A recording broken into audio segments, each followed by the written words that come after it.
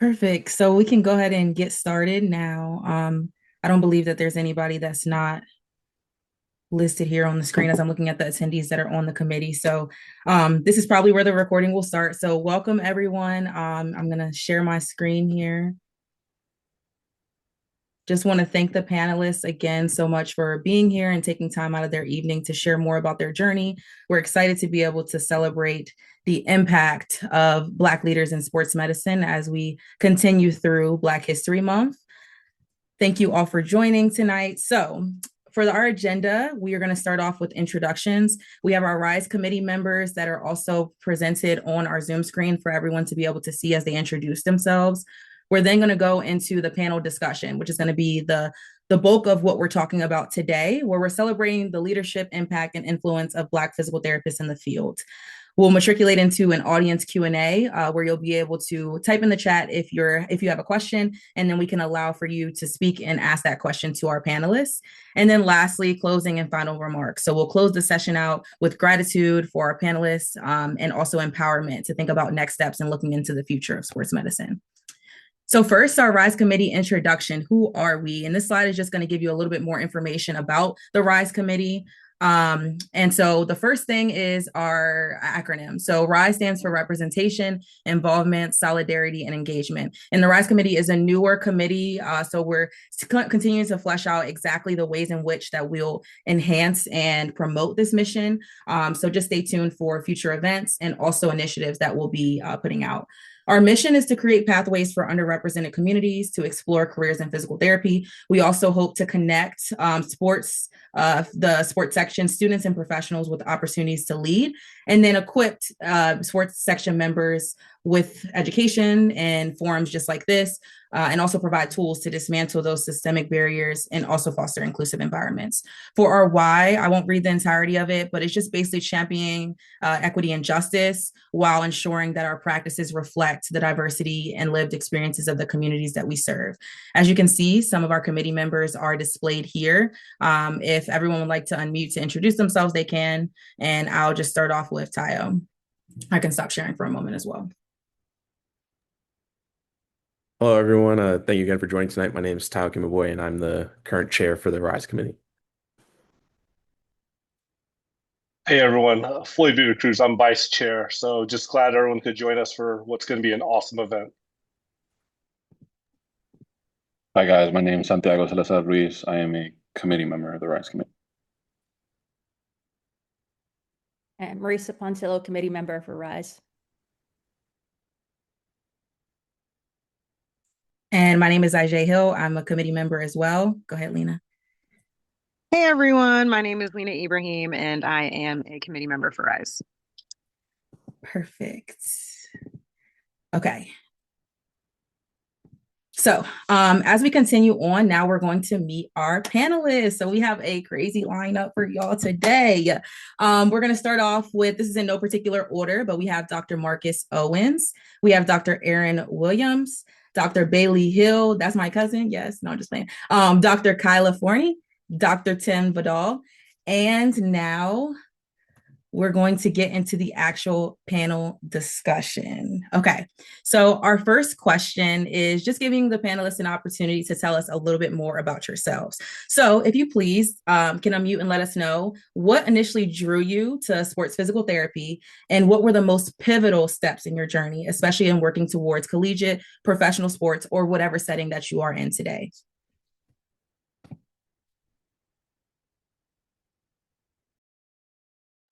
Well, I guess I will go first. So, like I said, my name is Marcus Owens, and I am a physical therapist for the Los Angeles Chargers. And so, for me, I always have the cliche answer of like, what made you become a physical therapist? And I got hurt too much. That's how I initially got into wanting to be a physical therapist. I played college football, and that kind of piqued my interest of wanting to go into sports. I knew I wasn't going to make it to the NFL playing, so I told myself that I was going to try to make it to the league as a physical therapist.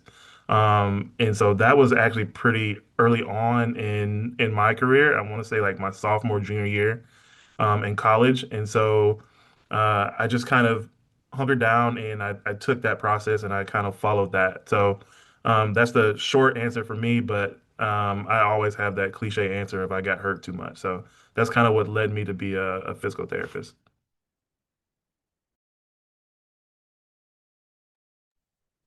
Hello, everyone. My name is Aaron Williams. I'm a physical therapist with the Atlanta Falcons. For me, my journey initially started just in high school as well, playing sports, getting injured, and having athletic training staff help me out with those injuries. And then, initially I didn't know what I wanted to do from a career standpoint. I took accounting in high school. I thought it would be something in the health field because my sister was a nurse. So I had just many thoughts that I had about my career, but wasn't really sold on physical therapy at the time. And then I just started to just research more about, the field of physical therapy, what it entailed, how to get into it. And then, in PT school, my one of my professors was a SCS and OCS dual credential, and he, was immersed in sports, did sideline coverage at the college, and it really intrigued my interest in sports PT.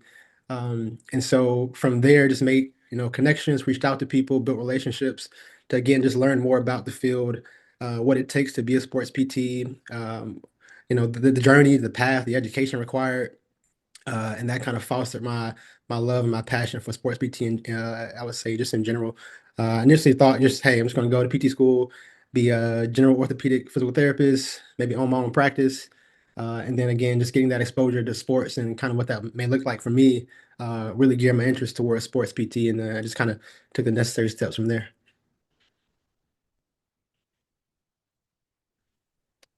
Hi everyone, I'm Bailey Hill. I'm currently the athletic trainer and physical therapist for University of Virginia baseball. Very similar to Dr. Owens, I got injured and was like, oh shoot, people help people all the time to do this. So back when I was just in high school, I wasn't a disillusioned human being that thought I was going to be going to college when I wasn't that good in high school. So got injured in high school, learned a little bit about sports PT from that. And then I actually went to a summer camp at College of William and Mary after my 10th grade year, and that introduced me to athletic training. And from that point, I was like, I want to be an athletic trainer. Like, let's go full on that. And then full disclosure, one of my really good friends passed away, and she always wanted to be a sports PT. And so there was a large part of me that went to PT school in honor of my friend Kira.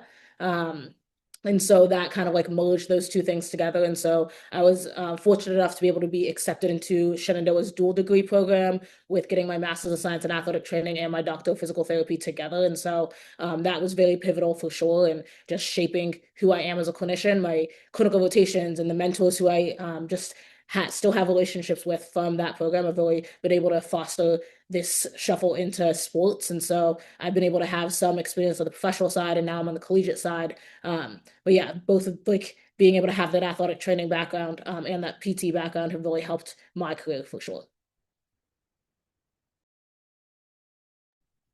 Guess I'll jump on in if nobody else is gonna go. Well, nice to meet you all. My name is Kyla. I'm a PTAT for the Greensboro Swarm, G League for the Hornets, and kind of want to piggyback off of Dr. Owens with his story. I played basketball in college, so former collegiate athlete, was always around sports.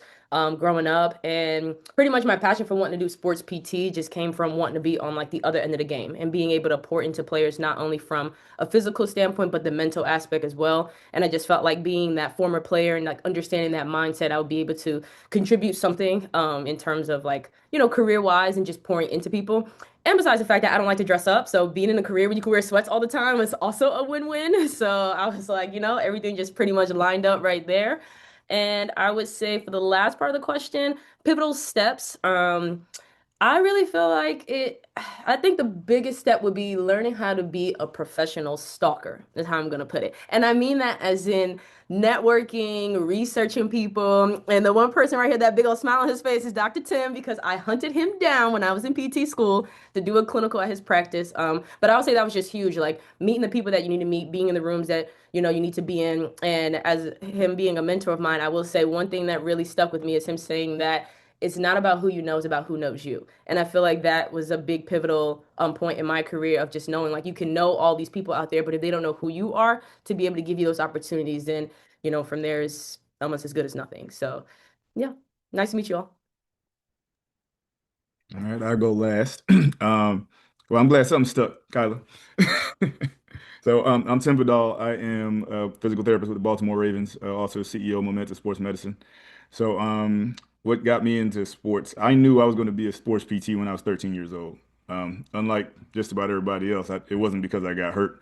I was a four-sport athlete in high school, and I was like, I got to go pro in something. And if I don't go pro, then I got to do something that's going to keep me close to the game. So initially, I thought that was going to be athletic training. And then we had some ATs come to our school for a career day. And I found out he didn't make any money. And I was like, well, I'm already broke, so I ain't doing that. So I was going to football practice one day, and there was somebody in there working on one of my teammates. And I could not tell you this guy's name to save my life if I guessed it. But I talked to him for about 30 minutes, asking him about what he was doing while he was working on my teammate. And it turns out he was a PT. And from that day, I knew that this is what I'm going to do.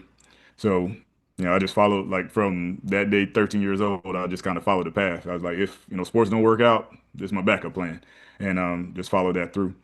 As far as a pivotal moment, I don't know, just so many, man. Like, I would say probably a lot of the no's that I got because when I was coming out of PT school, there weren't any black PTs in pro sports at all.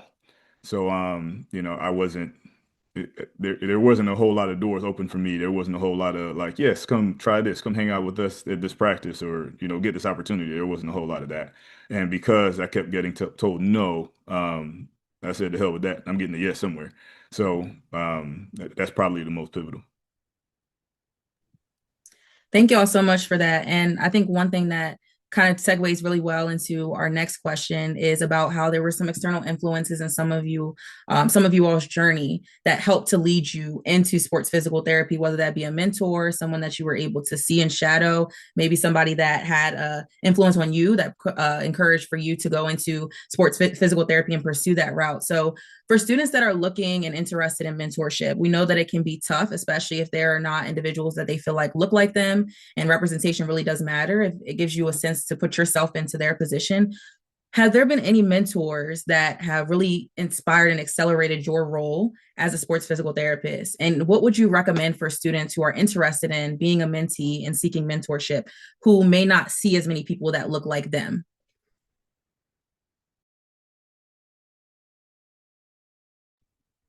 I can start. As somebody who's in baseball, wanted to be in baseball for like all my grad school time, right? There's definitely not a lot of us in baseball.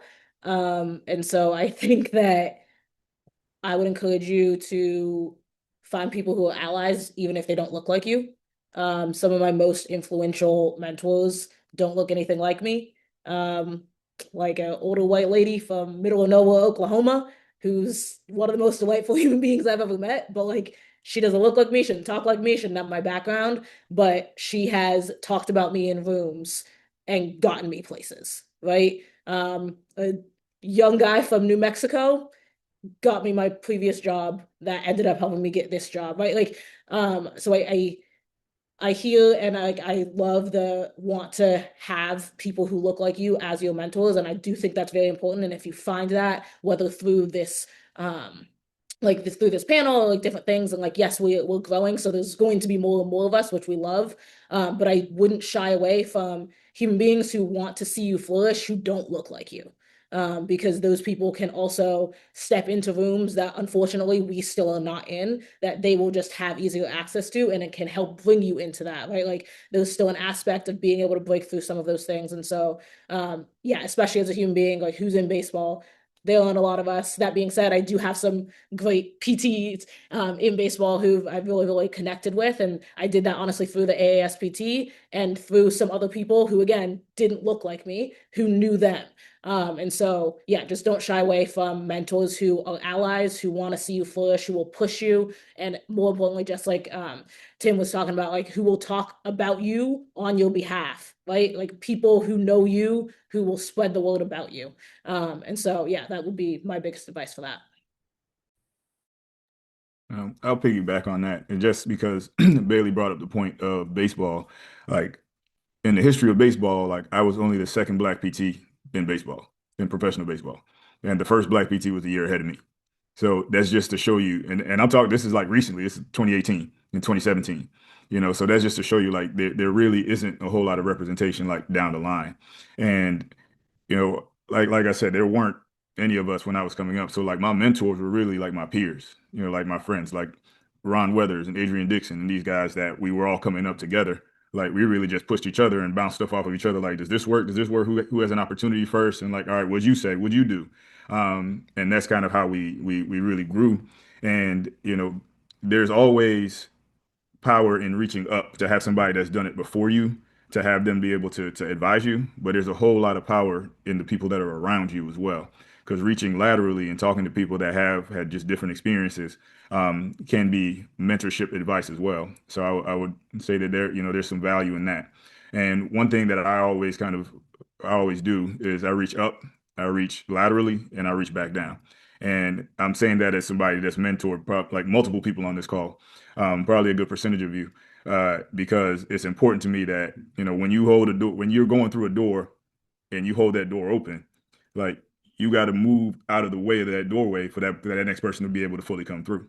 Right. And you have to do enough while you're in the doorway to keep it open so that next person can come through. And that's all you guys, so as a mentor, as somebody that's poured into a lot of you, it just, I implore you to make sure that you guys do it too and turn around and extend that hand to the people behind you.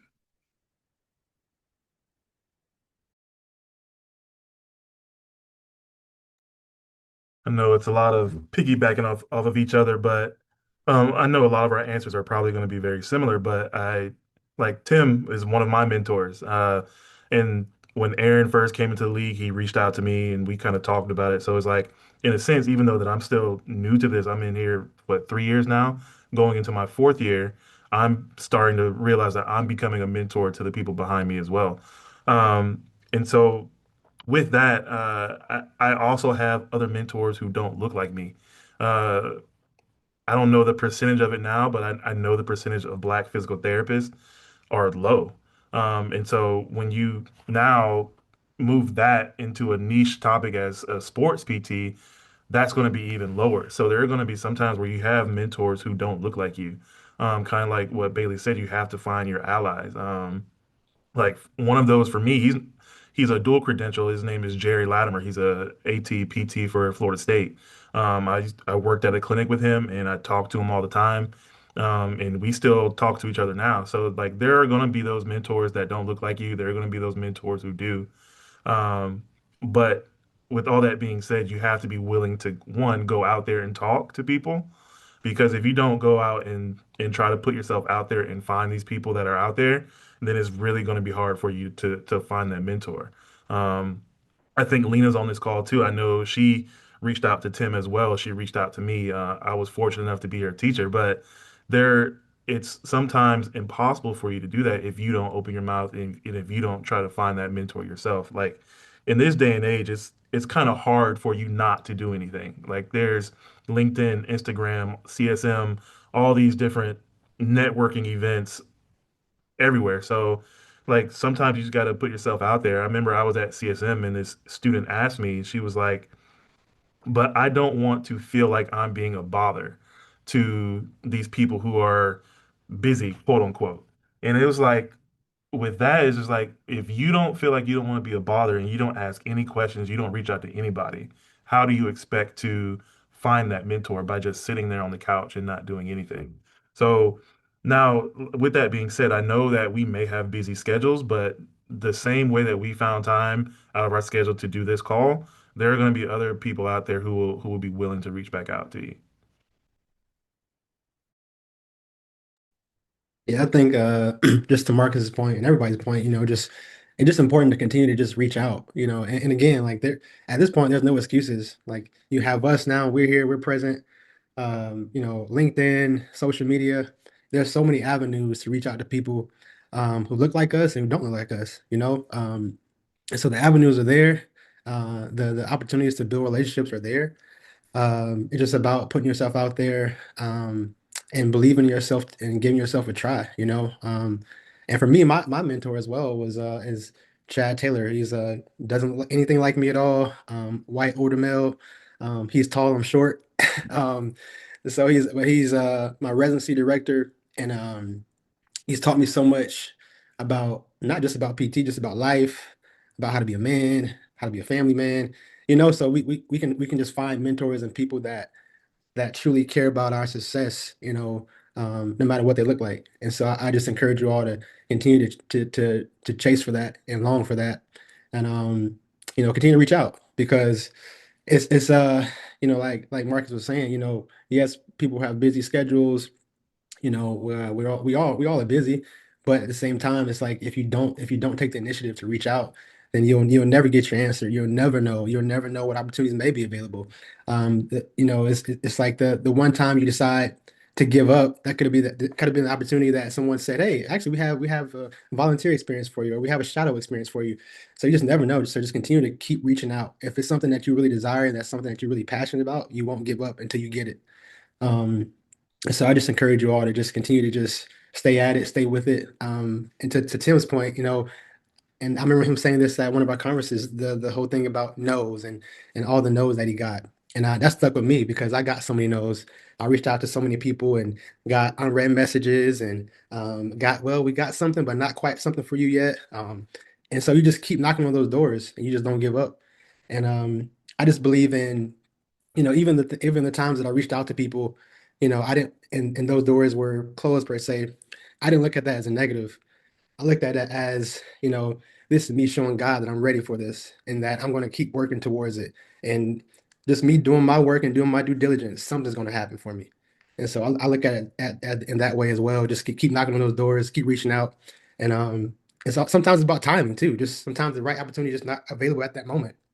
And so just keep doing your due diligence to do what you know to do best, and then the opportunity will open itself up at some point. One side of mentorship that I would like to touch base on that I feel like I've gone through in my career is a side of mentorship that is uncomfortable and embracing the side of mentorship that may not look like traditional mentorship. I feel like I've had moments going through my schooling or career, and sometimes you tend to lean on mentors that either look like you or have similar experience as you, and you like them as friends. And sometimes a mentor does not need to be your friend, and it's separating what is a friendship and what is just business. And I've challenged myself, even throughout, my career now, and kind of just challenging other young people coming up too, is just don't shy away from that mentor that makes you uncomfortable, because sometimes it's a long look in the mirror and what they're saying is not wrong, or that they don't like you, but maybe it's something that's going to make you better. So sometimes on a mentorship side, like I said, I had a clinical and I had a CI. I'm sure we all probably gone through moments where you have somebody you feel like they're just out to get you, and when I separated what was okay, I may not like this human being as a person. However, that does not determine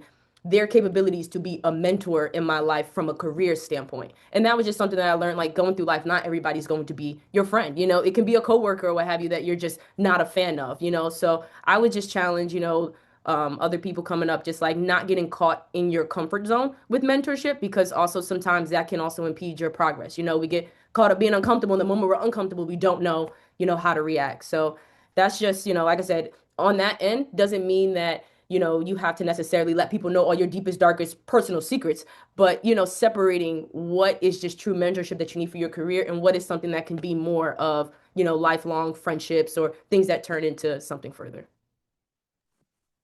Yeah, that's awesome. So we have a few challenges for everyone that's listening. A few things that I've heard and took note of is not to give up, keep knocking on those doors. And even if you get a no, use that as motivation to keep going and to keep improving so that you're ready for whatever opportunity comes next. Also, reach out. It's okay to connect with people, use LinkedIn, use other forms of social media. Now we do have robust technological platforms that allows for you to do that. So try different things and continue to reach out to make genuine connections. Another thing that I think kind of shines through is being comfortable with being uncomfortable. And when you are uncomfortable, then that provides room for you to grow.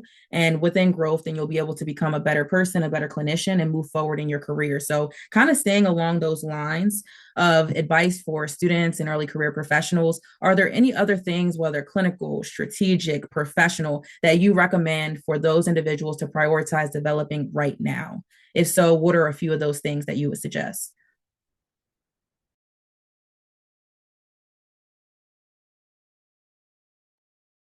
I would say networking. Kyla mentioned it earlier, that's going to be one of the biggest tools that you have in your career. You got to develop your ability to network. And one saying that I'll say for you guys to just kind of keep with you, introduce yourself until you no longer have to introduce yourself. Like hustle that hard. Like poke people in the chest, poke them in the forehead, keep showing up, keep shaking hands, keep introducing yourself. At some point, you're going to walk in the room and then people are going to start introducing themselves to you because everybody's going to know who you are. All right. And you want to develop your networking skills to get to that point. Like just kind of hold that as your goal.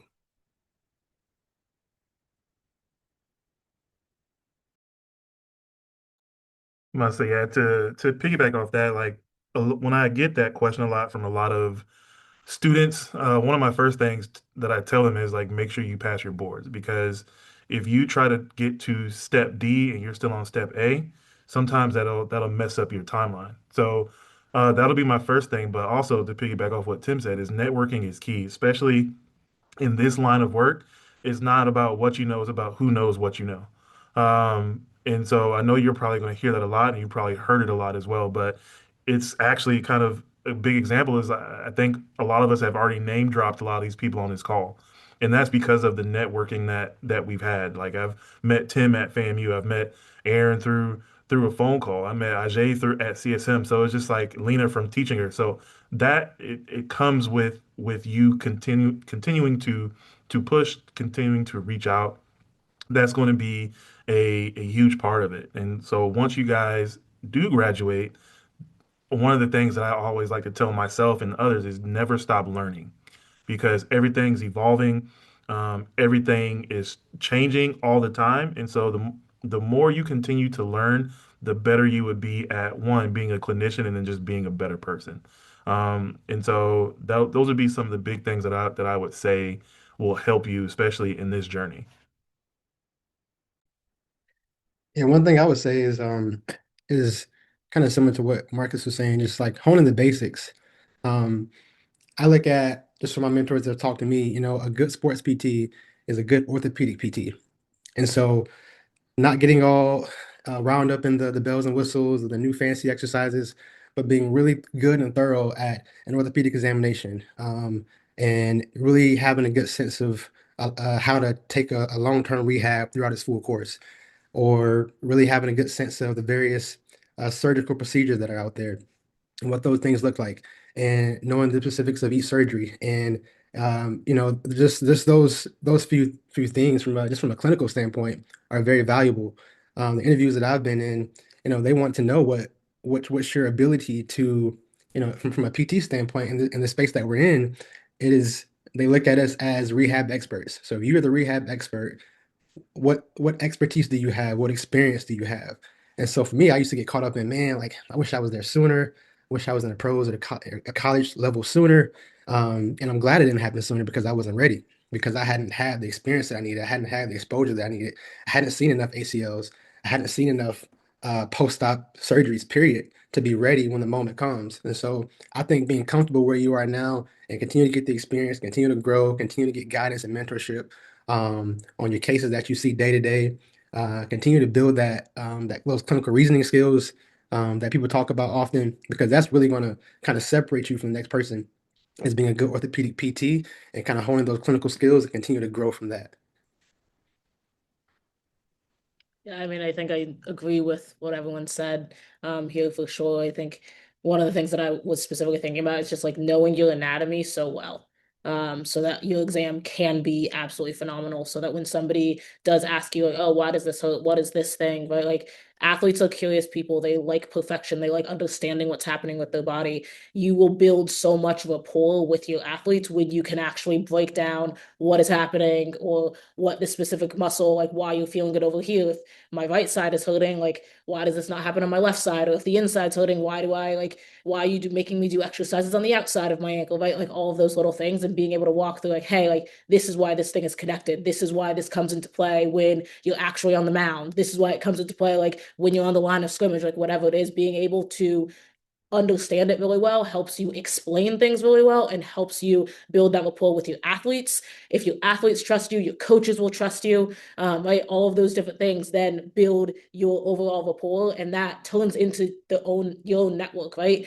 yes, everyone's talked about like being able to reach out to people at CSM doing these panels and absolutely do that. But also, wherever you are, whether that's your clinical rotations, your first jobs, those will also build your networks. So making sure that you do well by those places as well will expand everything around you, because sports is a small world. If you are trying to get into a specific sport, like it is an even smaller world. So those people talk. Those people know so many other people that you've never even heard of, that you don't know that you need to know. Right. And so being able to build your network just by being really, really good at your job, pass your boards, be able to build rapport. Yeah. And then make sure that like you are just being the best clinician, work hard, do the grunt work, all of those different things will be able to build your overall rapport. And people will see that, even though you think that no one saw you fold all the towels that nobody wanted to fold at the end of the day, people see that.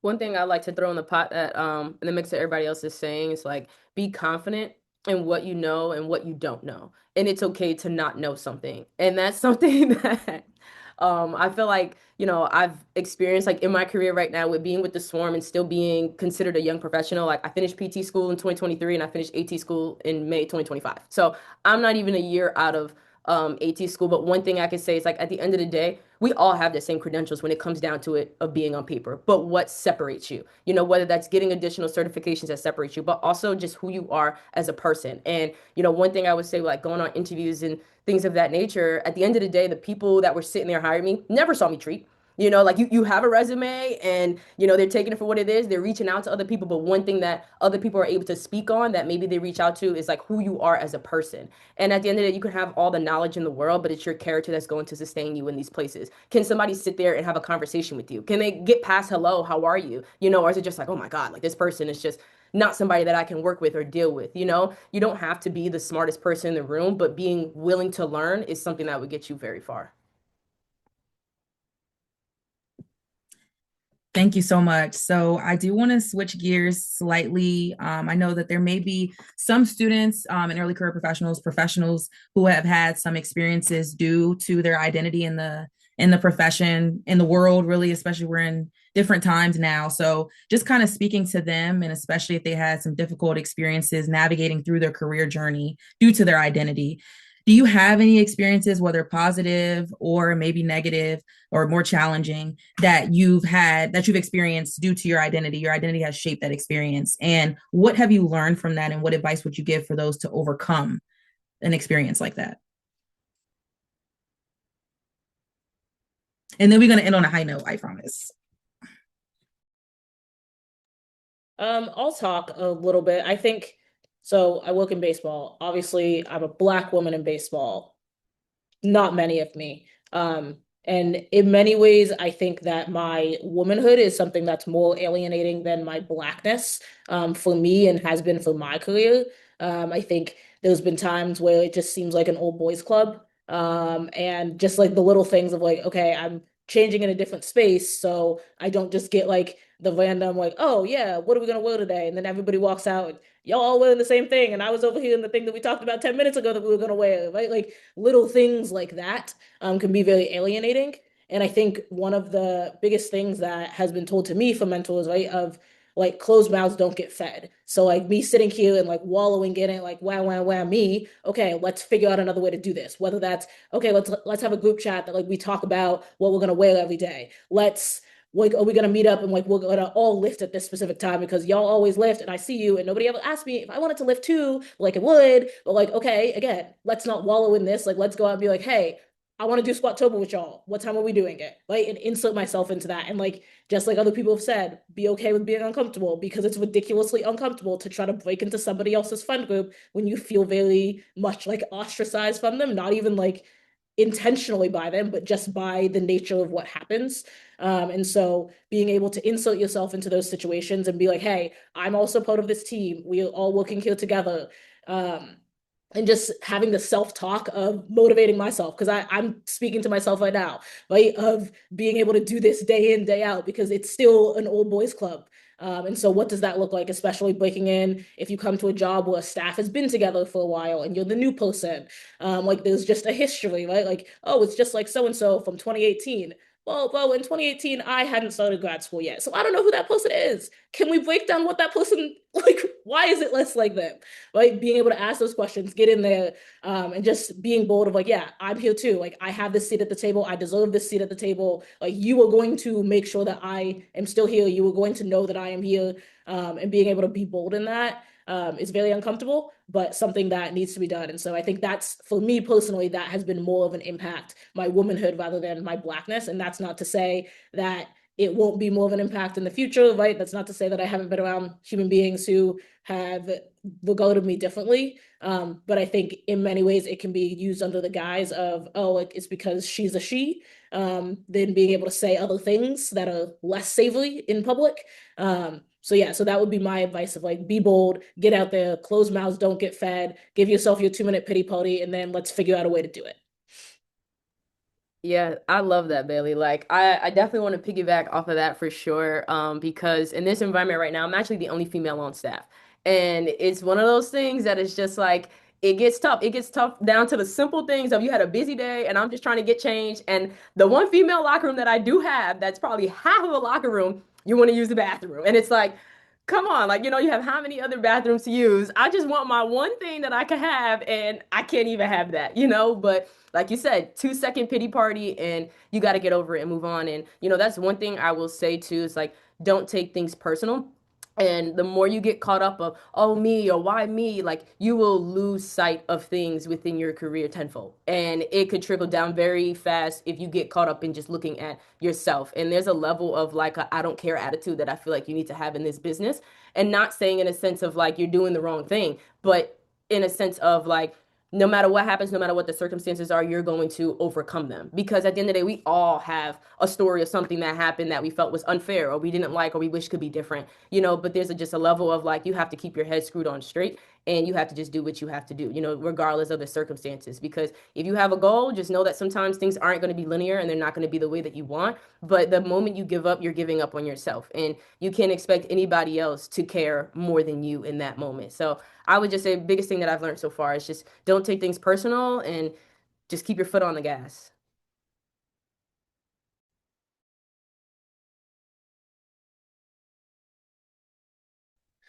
I think for me, you know, I felt like inadequate at times because I had the lack of representation, like where I was currently. And so like for me, it was like, man, like I gotta work extra hard, or I gotta prove myself, or I gotta prove to them that this is who I am, or that I can get the job done, I can do the task. Like they hired me for a reason, and sometimes put too much pressure on myself because I was trying to prove myself.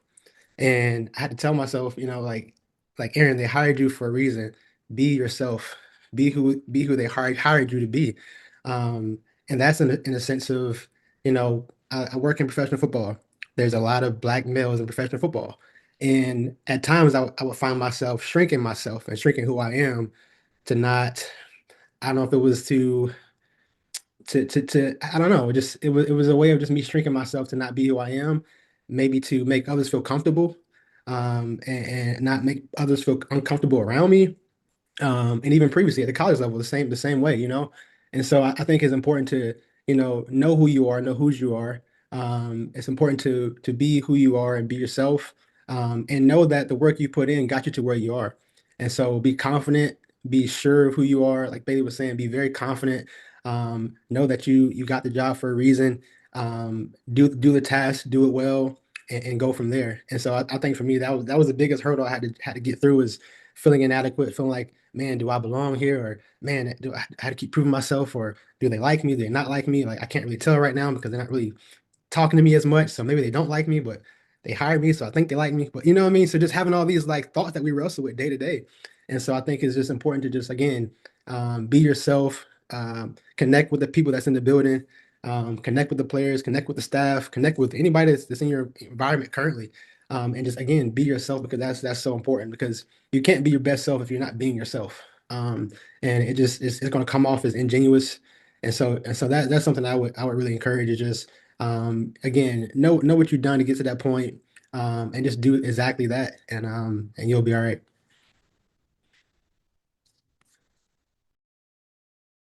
So yeah, ditto to what a lot of them have already said. Same for me. Is just like being here, uh, going from undergrad to PT school to residency to now is like there's always going to be some form of identity crisis. And so like a lot of things like Aaron said is like I've gone through the same thing, but then the community that I've had around me, like my one of my mentors, Adrian Dixon, um, he's taught me a lot about being in the space that you deserve to be in. And sometimes you have all these things that go through your mind, but then you have to remind yourself that a lot of that stuff doesn't matter. As long as you're in the position that you deserve to be in and you're being the best, not only person, but the best clinician that you can be, then everything else will speak for itself. Sometimes you have that imposter syndrome of, did I do this the right way? Did I talk to this person the right way? Did I do anything the right way? But you have to tell yourself, it's like, I'm here because I'm meant to be here. I did the work to be here. And then the other part of it is that other people spoke up about you to be here. And so sometimes you have to lean on that community, lean on those words to say is like, if I did enough to where I had a multitude of other people to go to bat for me to be here, then something's going right. And so you got to have that confidence in yourself. And so especially like in this profession, that you're always going to be either the only one, the only this, the only that. Hopefully we can get to a place to where we're not that, but right now we aren't. And so you got to have that confidence. You have to lean on each other. And I think that's going to be a big part of it, a big help. Yeah. So, you know, what everybody said, like clap to that. Make sure you guys really like write that down because there's a lot of gems in what everybody just said. I'll share just, some of my experience. So I had one situation I was in where I came in, I was, the only black person, period, male or female. Um, and the person that was directly above me undermined me from the very beginning because he was intimidated by my presence there. Um, and it got to a point where the players would like line up and wait for me to treat them. And, you know, he had to shut that down. He was like, no, like they have to come and ask permission for you to treat them because this is, like your role is this. You're supposed to like oversee and help people. So I say all that to say is that you have to be very confident in yourself and in your ability, and know who you are, because you're going to have times where people challenge you like that and try to make you be smaller and try to make you feel like you're not supposed to be this way or be that good. And you have to stand in your ability and stand in yourself and be able to still be professional and deliver the product that you can. Um, and don't let that deter you because that's only going to be for a time. And either you're going to move past that or that the people that are trying to impose that on you aren't going to be there anymore. But you're still going to be living your life and you're still going to have to go on in your career. So always hold that confidence within yourself and stand up tall in your ability.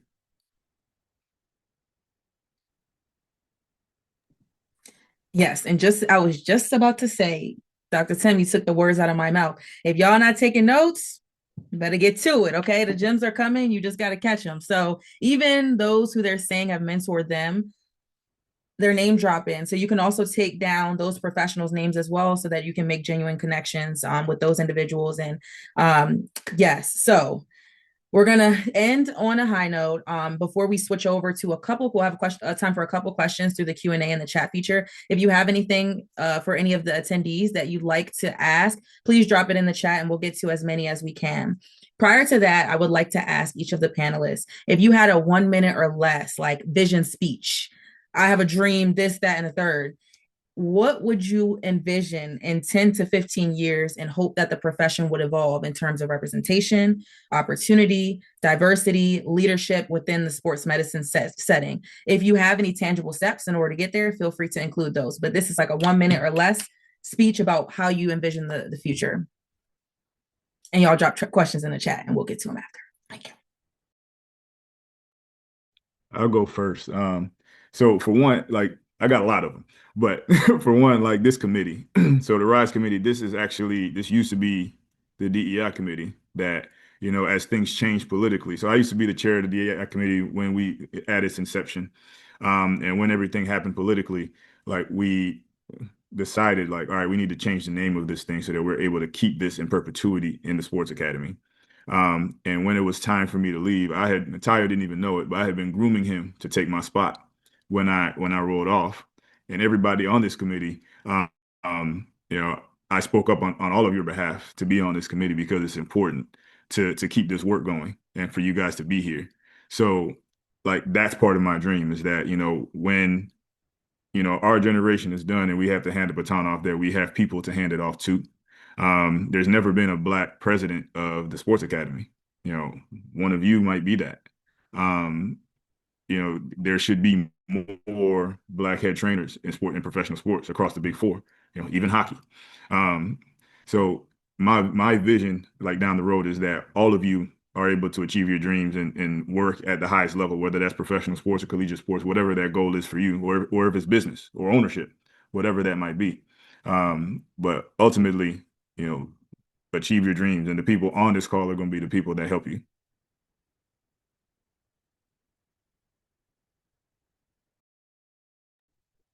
I would say one of my I guess I have a dream kind of, speeches would be for this to be normalized and not more of talking about the fact of, how many black people are in these roles or in these positions, something that doesn't feel so far-fetched or so few and far in between, something that is just normal and something that we see.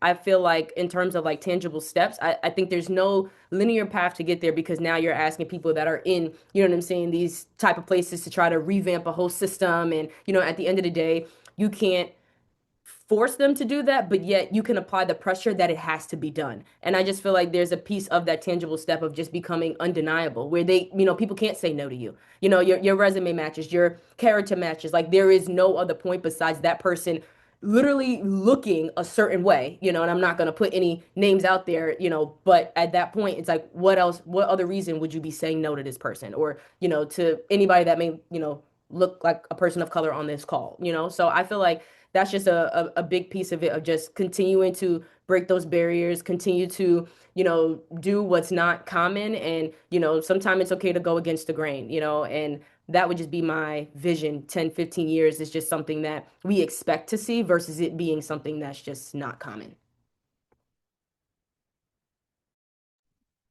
Yeah, I think I love both of the visions that have been just talked about right now. I think something that is really close to my heart is mentorship. So I think being able to have a really robust mentorship program for Black clinicians in sports, but also being able to have people who are mentees of Black clinicians who are also not Black, right? To be able to be like, hey, these Black clinicians, yes, we are great at what we do. Yes, the fact that we are Black is a beautiful thing as well, but also, I guess, I don't know how to say this well, but being able to show hey, we can also give great mentorship to people who are not Black. We can just give great mentorship. And so I think being able to have a very robust not formula, but robust program for Black mentorship that is able to be recycled and we're able to reach back. And every single clinician who's been a mentee is able to, in 3 to 5 years, be a mentor and do all of those things. But then all of those people being able to spread that tree just further and further, and just being able to have that grow and being like, hey, this impetus started in the RISE committee and the AASPT, and look how far reaching it is. Look how many people are now growing in their professions just because of the amazing clinicians that we have here and seeing how amazing these Black clinicians really are.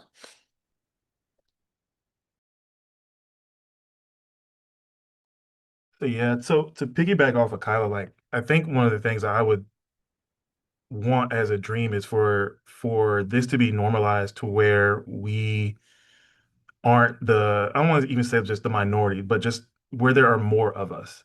And so one of the things that I think that will help and be a tangible step is one, not only for us to mentor the people who are already in PT school or in a residency or whatever it is, but also mentor the younger generation as well. When I was an adjunct at FAMU, I used to talk to my director all the time about admissions and who's getting in. And why can't we have more people who look like me?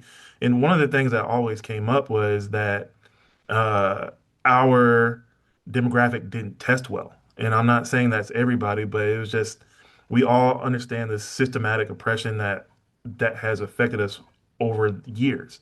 And so a part of the thing that had happened was that we were finding out that yes, we want more African American students in these schools, but school is a business. And so you need people who are going to be able to test well. And so I think a part of that is also being able to mentor people at a younger generation and giving those supplies and those nuggets to where we can now improve that in our demographic. So I think that's going to be just another part. We always talk about who's like coming up next, but who's also going to be coming within the next 10, the next 15, the next 20 years? How can we help with that as well? So I think that sometimes that generation or those generations that come behind us are sometimes some not forgotten, but sometimes we just don't think that far back. And so I think that can also be something that we can also help with. Yeah, I think for me is for us just to continue to have representation in a large way to where we have a lot of seats at the table, to where we have um, a lot of leadership in these professional collegiate organizations, so that we have people in those places who one look like us and see the need for us to be in some of those places as well. Um, and I think having platforms like this continue to grow and having almost like hubs where we have, we already have these things already started. We have group chats. We have multiple things that have already started to make things like this happen. But I think just continue to grow those things so that there's more information, there's more mentorship, there's more traction there's more like one-on-one mentoring, so that people know what it takes to get to this point. People know how to get there. They know the ins and outs. They know what it's like to be there. They can ask questions that may arise in their day-to-day clinical day. They can gain access to people again who are in the field at practicing as a sports PT. They can gain experience. They can gain even from a just a connection standpoint to leaders in the field as well. I think that's super huge, so that you kind of almost build this tree from the top down, where you have mentorship flowing down, and you also have kind of like Tim said, you kind of build upward laterally. You kind of build below as well, so you kind of have this tree that's flowing, and it's almost like this network of Black sports PTs, and you just continue to grow that. I think that'll be super huge for me as a dream per se. So that when my son is one now, so that when he's 15, he sees way more representation in the field than I saw at that age, and so that'll be a dream for me.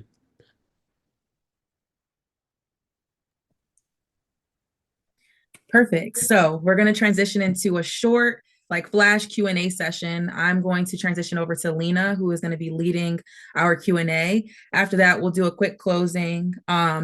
And while we transition, if our panelists are willing to share their contact information, please feel free to go to the chat, change it so it says everyone instead of the host and panelists. And if you would like to share your email address or whatever contact info that you'd like, feel free to send it there. And then there have been questions sent in the chat, so Lena will go through and ask as many as we can get through until we close. Uh-oh, you muted. True. Yes. So I'll begin reading off some of the questions that are in the chat. A lot of them are similar, so I'll combine some. If we can have about one or two panelists answer each question, that would be great. So I'll start with the one that's the most common. So, is it common practice to get into high-level sports to attend residency, get your SCS, or go down the dual credential route? And are there opportunities such as internships and professional or collegiate settings that are still available if you don't get that type of experience? So basically, what is your recommendation that you have on that?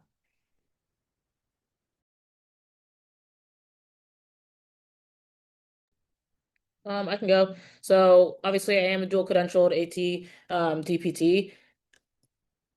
I have worked with clinicians who are straight PTs, who do not have any residency training. When I was at the Red Sox, one of the best PTs there no residency training. He was currently like there's different routes to get your SCS. He was currently doing the just like clinical one where he just racks up some times clinically in the sports setting and is able to sit for the test after that. And so I don't think there's necessarily one path for the other that's better than the other. I know I wanted to make sure that I could be in like that day-to-day type of stuff with the team very quickly. I think the ATC route is an expeditious way to get face-to-face time with people because you like I personally am hired as an AT. I just also do PT work. That being said, I get paid an AT salary with a little bit of bump because I'm a PT, but like there's an aspect that I know one of the other panelists talked about of like, yeah, ATs don't get paid as much. That's just objective fact. And so there's also that aspect to think about in that too. And I know some SCS clinicians who are really great and like they do lots of stuff on the sideline, right? And so I think it will depend on which residencies you actually go to, what people you get connected to, how much you're diving into like one specific sport. If you want to go into football and the residency you go to doesn't have any sort of football like rotation aspect to it, like that's not going to help you as much. So making sure that whatever thing you want to do, if it's a specific sport, if you want to be like in a sports-based clinic, like a rehab to perform type place, right? Like then you can tailor what you want for that. Like as an ATC, it's not as advantageous if I want to be in a rehab to perform type place. But knowing that I want to be traveling with the team, doing all those things on the day to day, being an ATC was very helpful for me. And so I think it really just depends on what your vision is for what you want to do with your career. Yeah, I definitely agree with what Bailey said. As being due credential as well, I think it's just a matter of like what you're trying to get out of the job because there's certain things like you literally can't do if you're not a PT and you can't do if you're not an AT. So I think it's just like breaking down what you want your day to day to look like, because either way you go, it's going to be a grind, whether it's a SCS or ATC. And like I feel like it just comes down to you don't want to do something thinking like, okay, I have to do this just to, get into it. And then when your roles and responsibilities come, it's like, whoa, I didn't know it was going to include this, or maybe on the other end, you don't do something and now you feel limited because you didn't know that with a certain cert or going a different way, you will have limitations of what you can and cannot do. I wouldn't say like, one route is better than the other. It's just one of those self-reflections within yourself. Like, what am I looking to contribute to the field? How am I looking to treat my athletes? What do I want to be able to do? And where do I want my career to take me in what regard? But at the end of the day, everything is going to come with some form of sacrifice, some form of expense, time, money, effort. Nothing is going to be easy, but it's just a matter of what can you, they say what you pick for your career, you should be able to do for free. And each way is going to come with something. And I feel like that's just the best way to decide like what you're trying to get out of it. All right, thank you. Okay, so I'm going to go to the next question. So, what are some practical steps to take that could get me some hands-on experience in the sports world as a new PT grad? Well, with that one, it's reaching out. So like one thing that you can do is find different colleges in your area. They don't have to be D1. They don't have to be University of Florida. They don't have to be Ohio State or whatever it may be. It might actually be even better to try to find one of those lower level colleges where they need hands or volunteers to where you can reach out to their AT or PT to try to at least try to get some on the field experience. I'm not going to say that it's easy because sometimes, I mean, that is hard, but I would say reach out because one of the things that I did, I volunteered at FAMU with Kyle Gaines. He was a dual credential, but I just took the time. I was like, hey, look, we're in summer. I have nothing to do. Do you mind if I come and just help out? Like, I'm not asking to be paid or anything like that. I'm just coming to help out. I think that's going to be like one of the biggest things. You just got to find what's out there. And there are also other like volunteer things. I know that they have a lot of Special Olympic volunteerism. They have things that you can find, but you have to be diligent at going out and just trying to look for those things. But um, try to find the things that are near you. And then also panels like this, sometimes you can ask somebody, and then we might know something that's out there that we can either one find for you, or also try to contact somebody. It's like, hey, are you willing to take a volunteer to just come out and shadow you? So it kind of goes back to the networking and just trying to reach out, putting your name out there, and be willing to work and volunteer. What Yeah, I will about follow up with the. Oh, go ahead, Tim. No, it's all good. 1000% like volunteer, man. When you're early in your career, you got to find whatever experiences is out there. So whether that's high school, that's college, club teams, like one of my earliest experiences was like I went and provided sideline coverage for a rugby club. And that gave me a lot of contact sport experience. So like whatever that is. And the more you do that, like you'll realize that other doors start to open for you. The Olympic Committee has a volunteer program where you go there for like 2 weeks, and you work with Olympians. If you're able to find 2 weeks in your schedule, like apply for it, see if you get it, and go out there and do it. Like that can jumpstart your career. So you don't have to be paid for everything that you do early on in your career because that's where you cut your teeth. And that's where you're really going to start building the foundation of your experience. So like residencies are great, fellowships are great, but like really getting, into the community, like, like Marcus said, like small colleges, high schools, whatever it is, because they're the ones that need the most help and they'll be the most willing to accept you.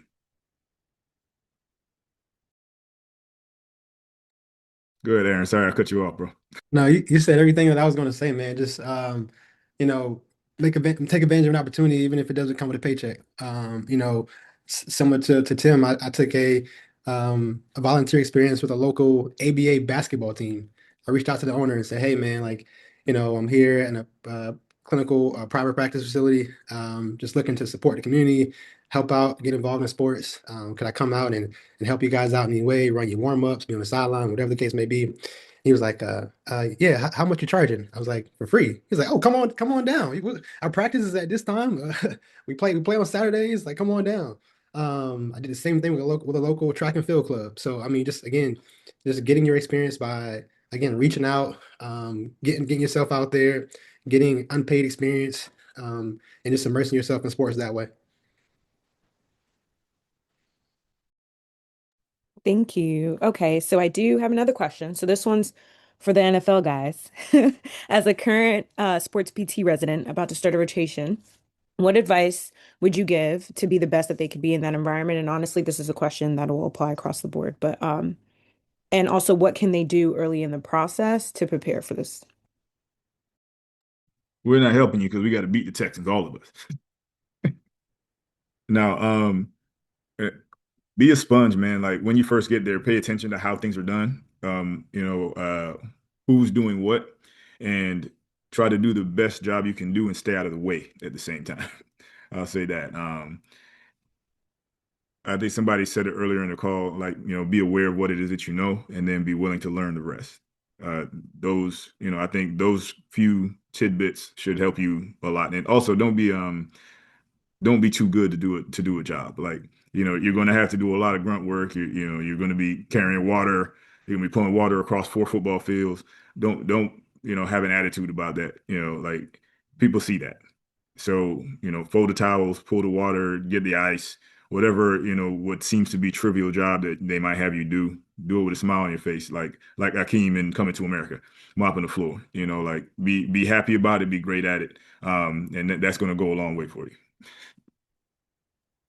I was like, yeah, like to piggyback off that, like one of the things that uh, Adrian Dixon kind of told me about that really stood out to him when I was a student when he was at Tennessee was that I woke up every day with the athletic training interns and I did everything that they had to do. And so like my role was a PT student. I didn't have to get up that early. I didn't have to do any of that stuff. I didn't have to fill up coolers. I didn't have to stock Gatorade. I didn't have to stock refrigerators, but I chose to do that. One, because I wanted to. And two is it shows your work ethic. So, and the difference about athletic training interns and PT interns is that they get paid and you don't. So that really stood out to him, and that was one of the things that definitely stood out to him. But like when it comes to your residents, like Tim was saying, is like be there without being in the way, but learn as much as you can. Write stuff down that you don't understand. Like when I talk to some of our athletic training interns here, is like if you don't understand something, write it down because you may not be able to ask that question in that moment. But come to me afterwards. Come to me after the day's over, ask your question, or take that what you've written down, go home, research it, and then come talk to me about it afterwards. Because sometimes that goes it goes a longer way because I know you put the initiative in to try to teach yourself. and then you came to me afterwards like, hey, I still don't understand this. You talked to the athlete about this yesterday. I kind of went home and looked at it, but can you just kind of fill in the blanks? And there are certain things like that goes a long way. So especially like when you're in the training room, like there won't be a lot of time to ask all the questions that you have, but find the time to either learn it yourself or ask questions after the fact.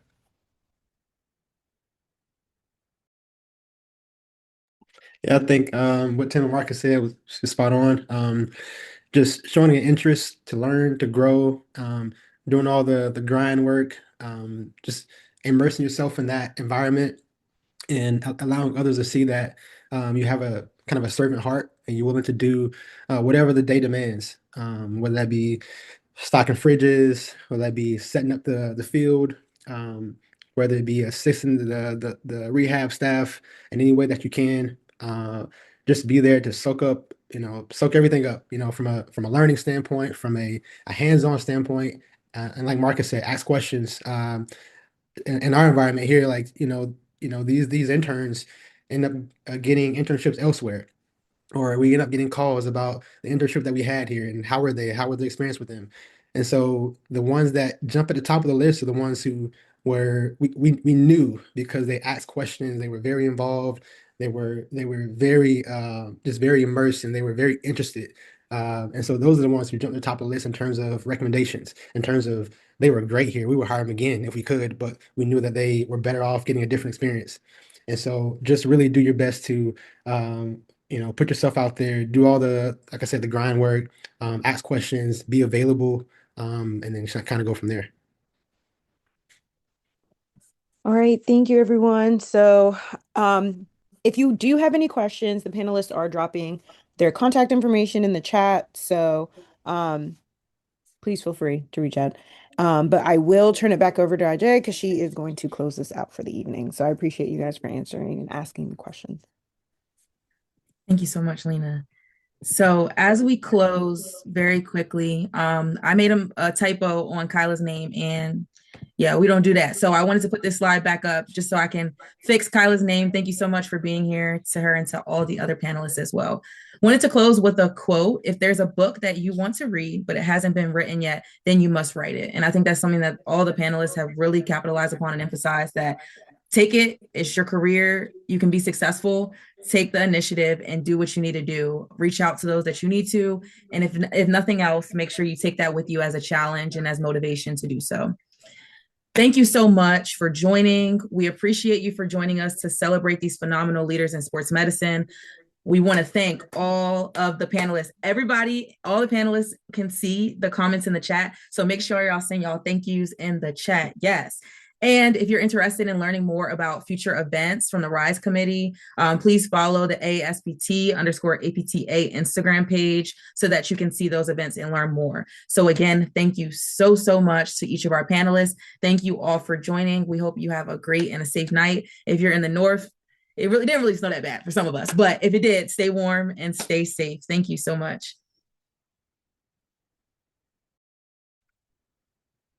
About to say, before everybody logs out, so I'm about to put into the chat a bunch of professional athletic training societies. I talked to a bunch of students about this at CSM. I think the NBA, I think they now have a physical therapy society as well. I just can't put my name on it. Yeah. But one of the things that I tell a lot of students is to go to these professional societies, and they have what they call a membership directory, and you can find all of the clinicians who work for a specific team. Unfortunately, they don't have, if you're just a PT like me, like I won't be on there, but you'll have a lot of dual credentialed clinicians on there as well. So what I thank you, Tim, and what I tell you to do is, one, it's a way for you to reach out to people who are already in that field, but then also you can look at what credentials they have and you might see a pattern. And so start to do that. And then another thing that I tell a lot of students as well is, if you are on LinkedIn or whatever and you see, let's say, if the Milwaukee Bucks have a physical therapist opening or whatever it may be, go to the job description and see what they're looking for. So see if they're looking for a preferred SCS, CSCS, whatever that may be, and then that will help you determine what you might want to do when it comes to your journey. So everybody doesn't need to be dual credential. Everybody just doesn't need to be a PT, but it's good for you to research that stuff to where you can kind of see the pattern within these certain leagues of what they want. Because like one thing for baseball that I've seen is that for a lot of them, they want you to be bilingual because a lot of those baseball players don't just speak English. So that's just a good tidbit just for you guys. Hopefully you guys didn't log out by now, but I just wanted to put that out there.